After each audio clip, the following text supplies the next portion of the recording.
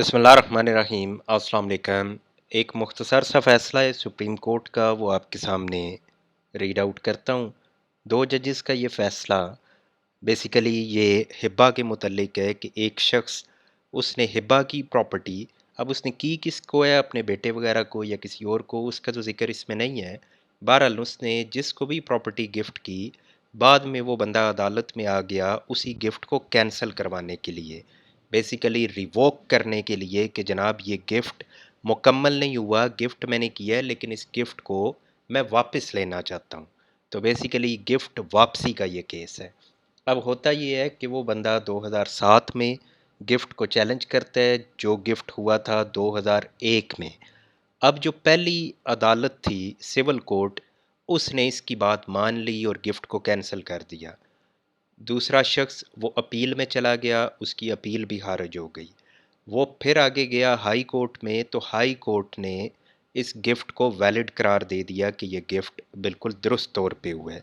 अब वो बंदा यानी जिसने गिफ्ट किया था वो सुप्रीम कोर्ट में आ गया है। अब सुप्रीम कोर्ट इसमें क्या कहती है तो वो यहाँ से सुनिए। अदालत कहती है कि हमने पूरा रिकॉर्ड भी देखा और आर्ग्यूमेंट भी सुने दोनों साइड्स के।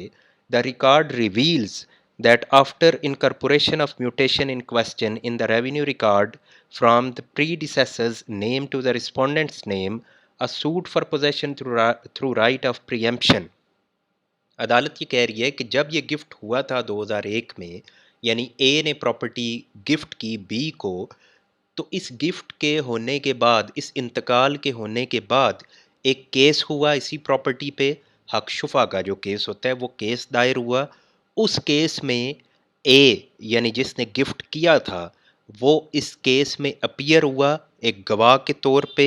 उसने ओथ पे, हलफ पे ये बयान दिया कि मैंने ये प्रॉपर्टी गिफ्ट कर दी है, इसका कब्ज़ा मैंने दे दिया है, अब मेरा इस प्रॉपर्टी के साथ कोई ताल्लुक़ नहीं है। अब ये कौन कह रहा है? ये गिफ्ट करने वाला कह रहा है। किस केस में कह रहा है? यानी एक केस होता है इस गिफ्ट के बाद, गिफ्ट मुकम्मल होने के बाद एक केस होता है अकशुफा का, उस केस में ये बंदा जाके इस तरह का बयान दे देता है। कौन देता है? जो गिफ्ट कर रहा है। अब बाद में क्या हुआ, यानी इस बयान के 4 साल बाद वो खुद ही जाके अदालत में अपने ही किए हुए गिफ्ट को चैलेंज कर देता है कि इसको कैंसिल किया जाए, रिवोक किया जाए, मैं अपनी प्रॉपर्टी वापस लेना चाह रहा हूँ जो मैंने गिफ्ट की थी।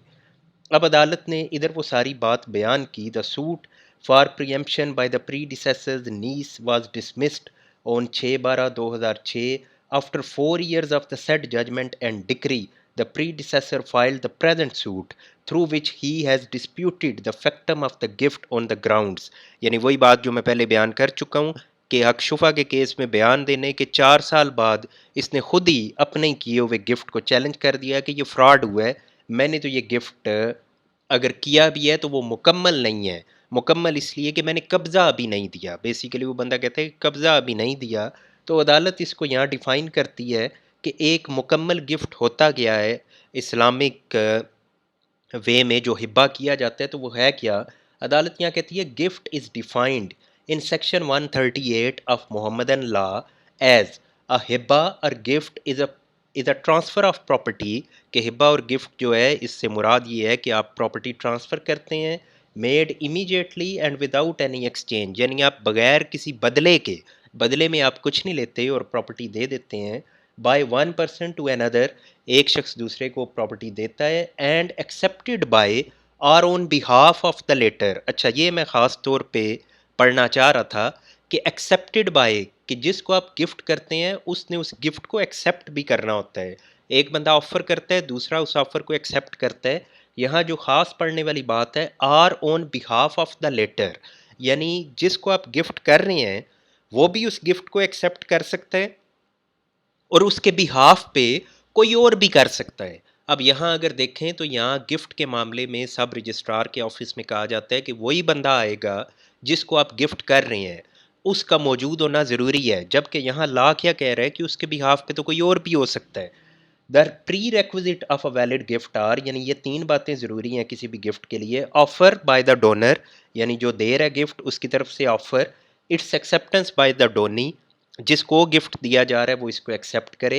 एंड डिलीवरी ऑफ पोजेशन, और इसका कब्ज़ा वो मुंतकिल होना ضروری ہوتا ہے. اب یہاں وہ بندہ کہتا ہے کہ a valid gift comes into existence as soon as the three ingredients are complete. جب یہ تینوں باتیں ہو جائیں تو گفٹ مکمل ہو جاتا ہے. Under Mohammedan law any Muslim can make a gift, یعنی اسلامک لا میں کوئی بھی بندہ گفٹ کر سکتا ہے موویبل یا اموویبل پراپرٹی، یعنی پیسے ہوں یا کوئی زمین وغیرہ ہو، اور وہ زبانی گفٹ کر سکتا ہے. اور اگر وہ چاہے، اب یہاں یہ پھر امپورٹنٹ ہے، it may be reduced into writing as a proof. اور زبانی گفٹ بالکل ویلڈ ہے، اور اسی زبانی گفٹ کو اگر آپ لکھائی میں بھی لانا چاہیں تو آپ اس کو لکھائی میں بھی لا سکتے ہیں. مے کا مطلب ہے یعنی آپشن ہے، یہ مینڈیٹری نہیں ہے. مینڈیٹری ہو تو شیل لکھا ہوتا، تو اس کا مطلب ہے کہ یہ اگر آپ لکھائی میں نہ بھی اس کو لے کے آئیں پھر بھی وہ ویلڈ گفٹ ہو سکتا ہے. The record suggests that upon the oral gift, the mutation in question was effected by the predecessor in the name of the respondent, as discussed above that in earlier suit for possession through right of preemption filed by the predecessor's niece against the respondent, the predecessor appeared.